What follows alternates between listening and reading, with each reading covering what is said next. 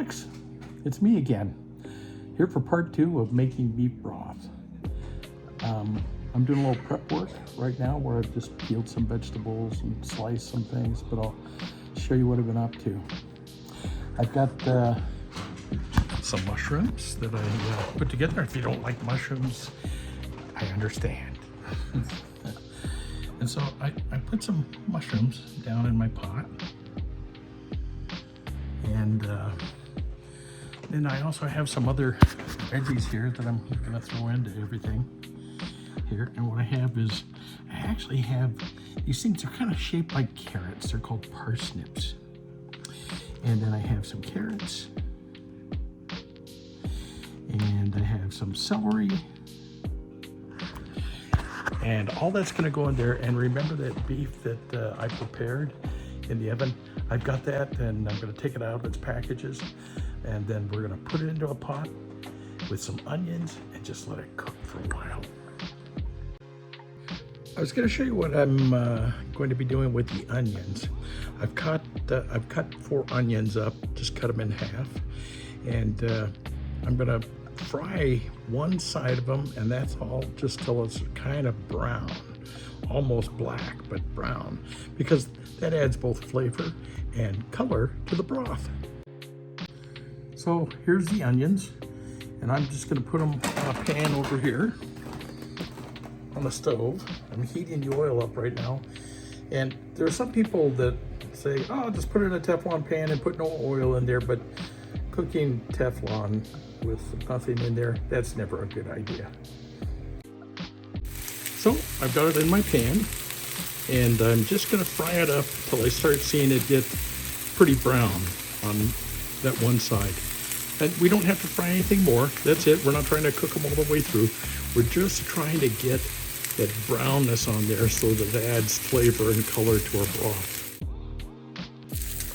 Okay, let's take a look and see how they're doing. One fell apart on me. That's looking like how it should. You see we're getting some black on there. It's actually a dark brown. There's one that's really good. And just another minute on there, and then we're just gonna dump them all in the pot.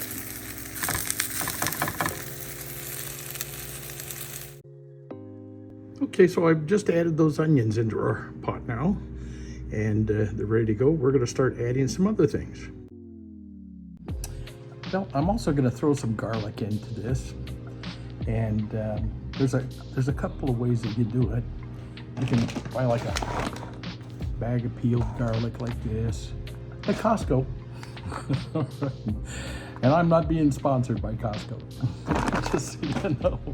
Or you can take a garlic like this. And let's see if I can actually get a good picture of this as I do it. All I'm gonna do is just actually chop off one end here, and try to not chop off one end of my fingers.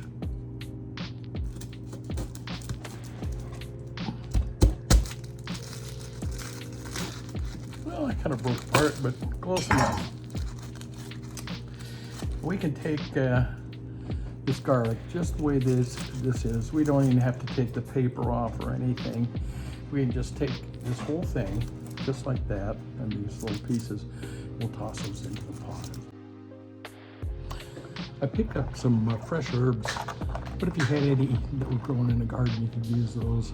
I had one that's like a basic poultry blend. It usually has sage and rosemary and thyme. You don't necessarily need the sage in this. It's good if you're doing a chicken broth. And then this one here, which is just more thyme. And then what I'm gonna do is make what they call a bouquet, where I take them, wrap them all up, and just throw that in the pot.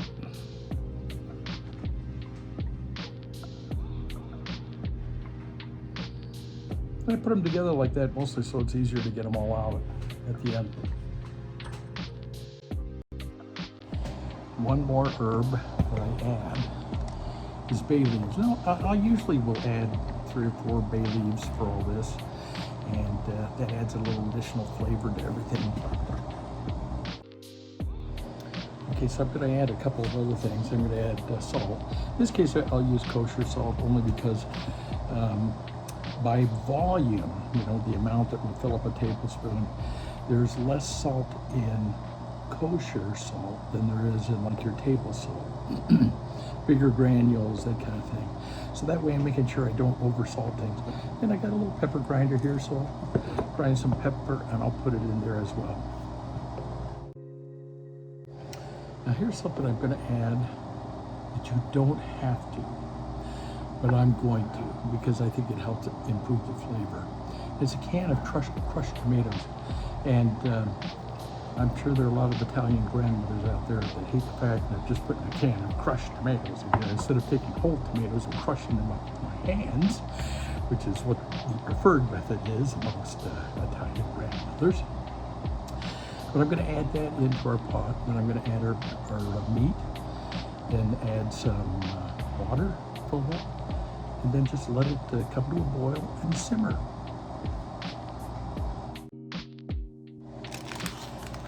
There's a couple of other things I add because it gives the broth a flavor that the Japanese refer to as the umami, and one of them is monosodium glutamate.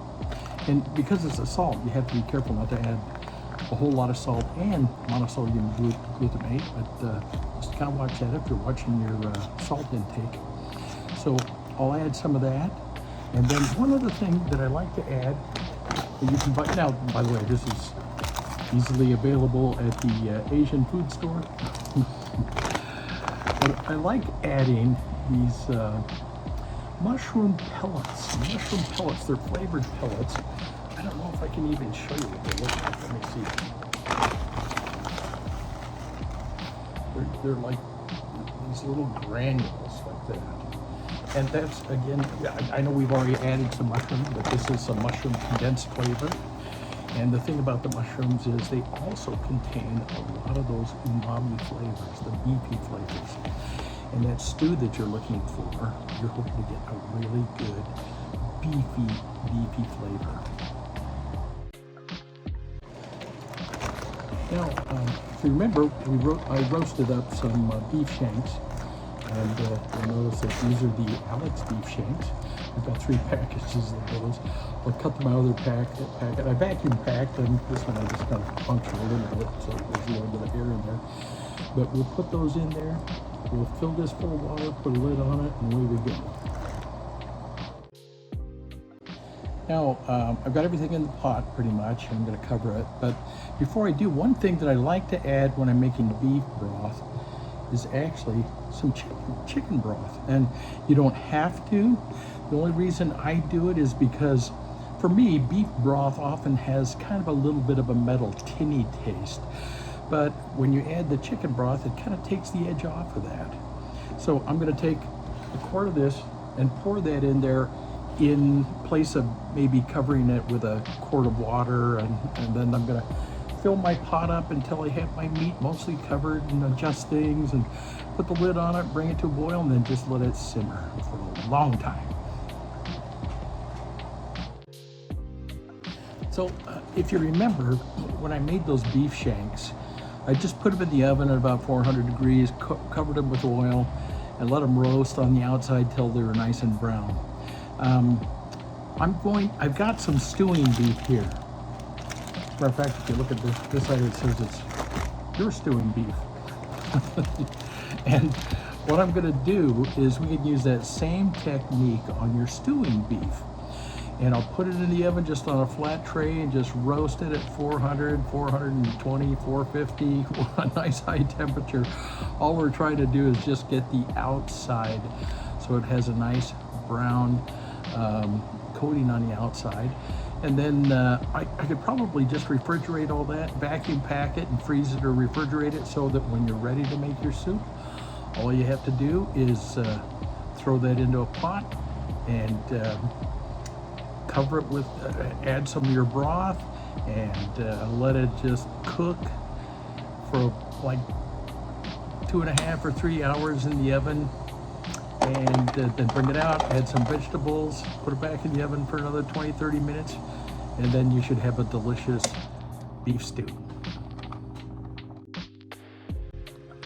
Here's our pot of meat, vegetables, and herbs, and a quart of chicken stock that's down in there somewhere, plus our crushed tomatoes. And now I'm just gonna fill that up and cover that with water. I have to shove a few things around here to get it all set up, but eventually we'll get it all filled up and covered. We've got the pot, it's on the stove. I'm ready to turn it on, but I'm also going to cover that. And we have to bring it to a boil, and it'll probably take 25 minutes or 30 minutes. Once it's there, we just turn it to simmer, and we let it simmer for a few hours, maybe 2 or 3, but enough so that we've just sucked the life and flavor out of all those vegetables. Well, this has been cooking now, just getting to a boil for about 30 minutes. So now I'm going to turn the temperature down. We're going to turn it way low,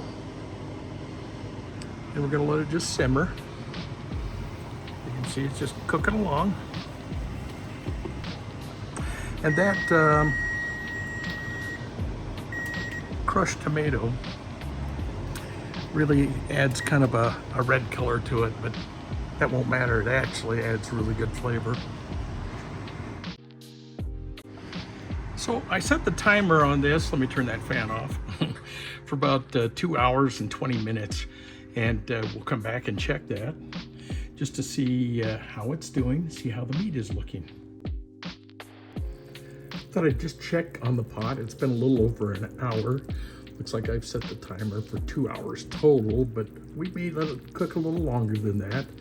You can see I've got the bubbles just barely going there. You don't want a roaring bubble, because what it does is it cloudies up your broth a whole lot more, and we're just slowly just letting this simmer and getting the flavors out. While we're letting that cook, I thought I'd tell you some of the things that we're looking for. Not only to make sure that we've just really cooked all the flavor that we can possibly get out of those vegetables, like the carrots and the celery and the parsnips and the onions, but we're also looking to make sure that we've broken down the meat in the low temperature water, so that the collagen and all the connective tissue is so soft that it's kind of pull apart meat. And I'll pull that meat out of there. I don't think that's what we're going to be using in your beef stew, because I've got stewing beef that we're going to fix up. What I'll probably do is I'll probably prepare that as well, so that I can just bring it over to you, and you can put all that into a pot and let your beef stew cook. But that's what we're looking for, is we're looking for that. Well, it looks like we've been cooking for a little over 2 hours right now. I think I set the timer for 2 hours and 20 minutes, not just 2 hours. And it's still simmering here. And what I've noticed is I don't think that the meat is quite ready yet. I was just taking a look here at the meat, and I think that meat has to be just a little more pull apart tender, and we're not there. Let's see, sorry. It's hard for me to hold that camera and my tongs. Anyway, the meat is still just a little bit tough, and I think what we're gonna do is we're gonna let this simmer for another hour. So let me add another hour here on our clock. We'll go for another hour, so we'll make it about an hour and 15 minutes.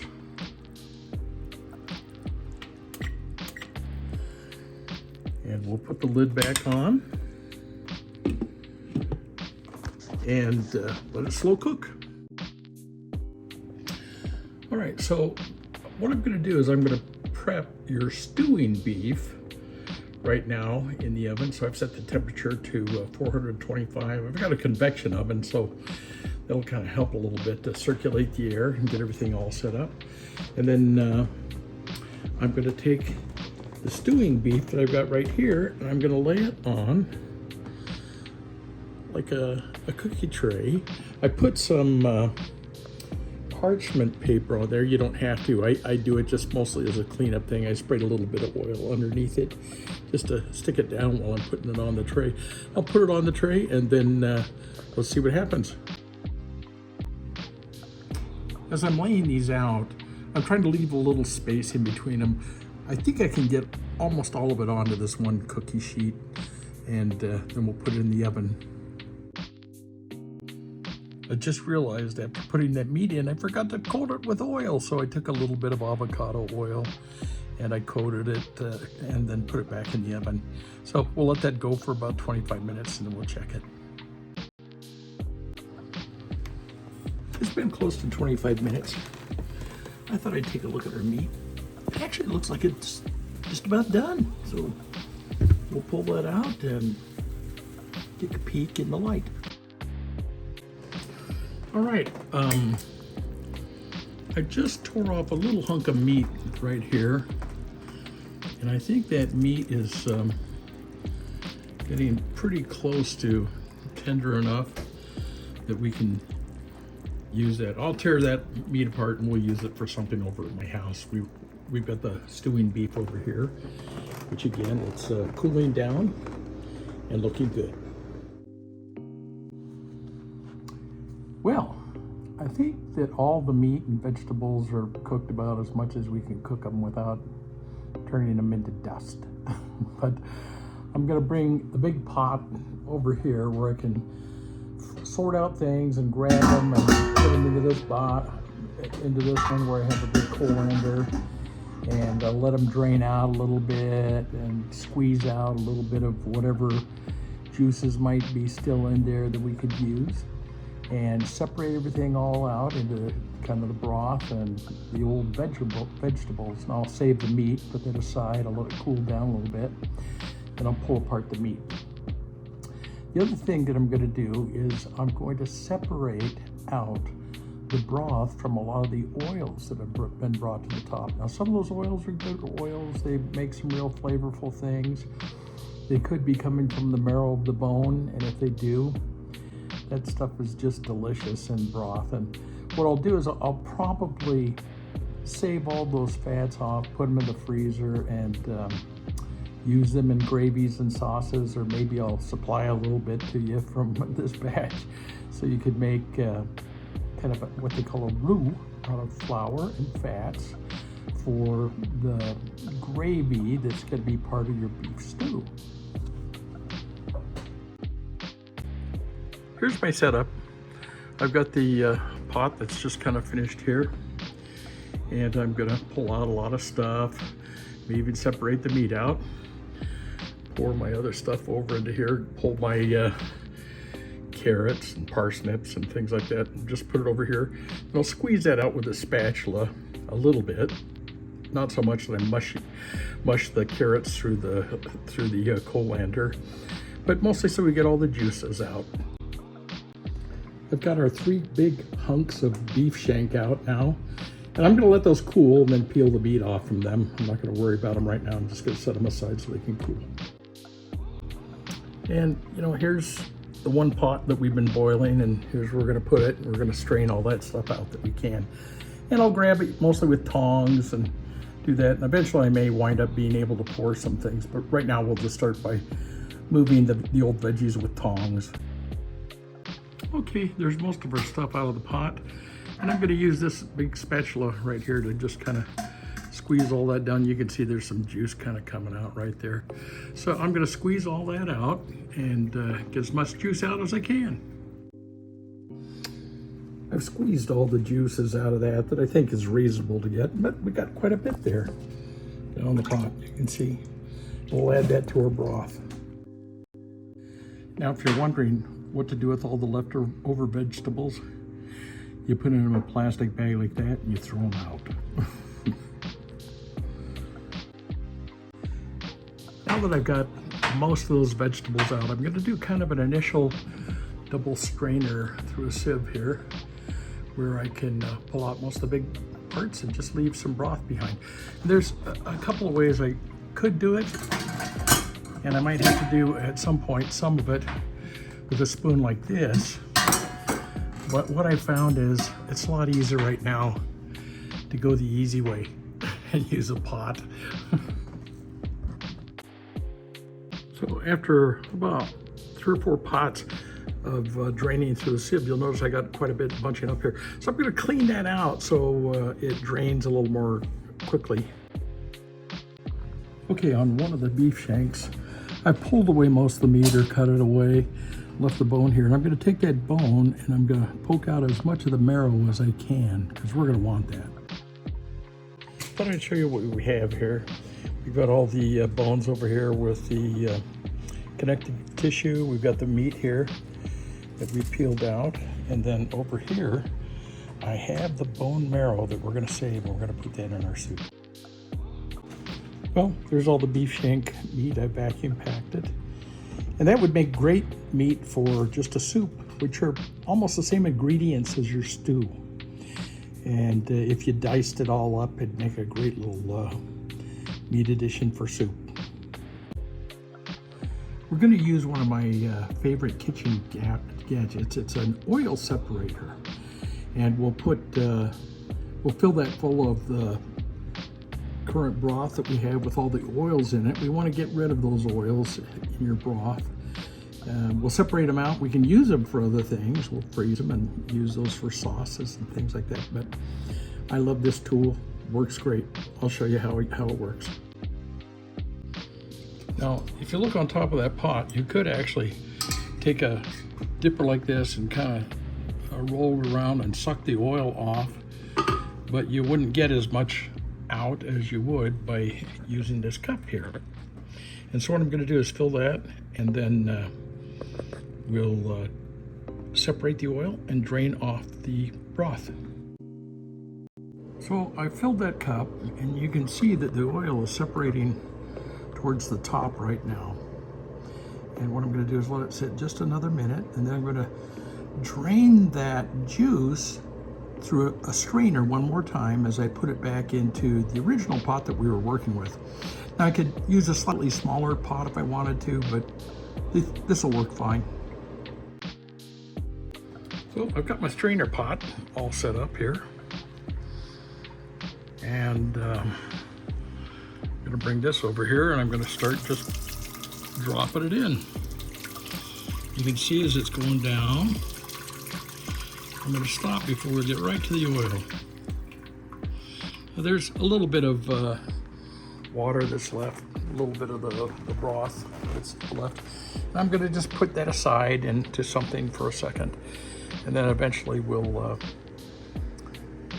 be able to take that oil and freeze it. Okay, I've got my second cup drawn, and because I've been drawing this off the top, there probably won't be as much oil in this one, and we'll see with the third and fourth one. There will be fewer and fewer bits of oil, but we'll still try to separate out as much as possible.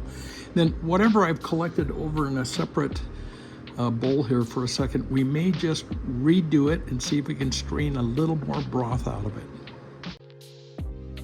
Well, this is our third cup, and it's about the same amount as I had in the second cup, but far less oil on top of that than we had in the first batch.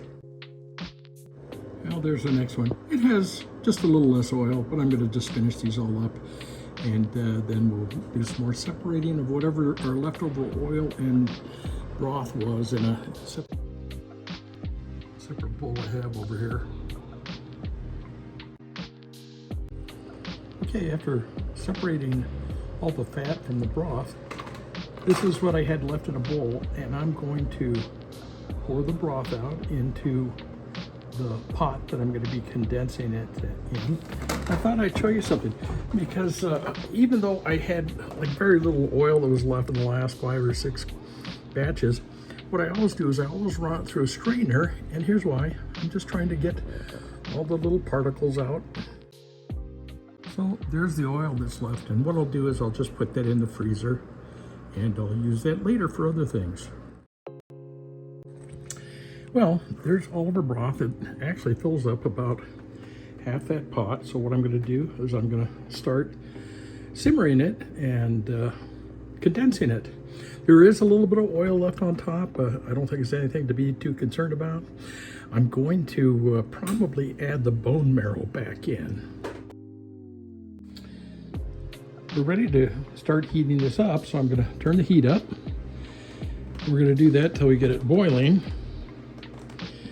And then I'll come check this in about 20 some odd minutes just to see if it's boiling, and then we'll turn it down. And then probably take the lid off to let it just evaporate out of the top. All right, well, I brought it to a boil. I'm turning it down right now so it can simmer and just begin to boil down and reduce. This is how much broth we wound up with. And so what I'm gonna do here is I'm gonna vacuum pack it and freeze it. And I'll bring that over after we get a lot of that packaged up. Well, I managed to get both those broth packages vacuum sealed and into the freezer. And so by tomorrow, they should be frozen. That's pretty much it for right now. Then we'll take up soup later. Well, that's how we made the beef stock. And then next, what I'm gonna work on is a good recipe for your beef stew. And I think it's gonna be delicious.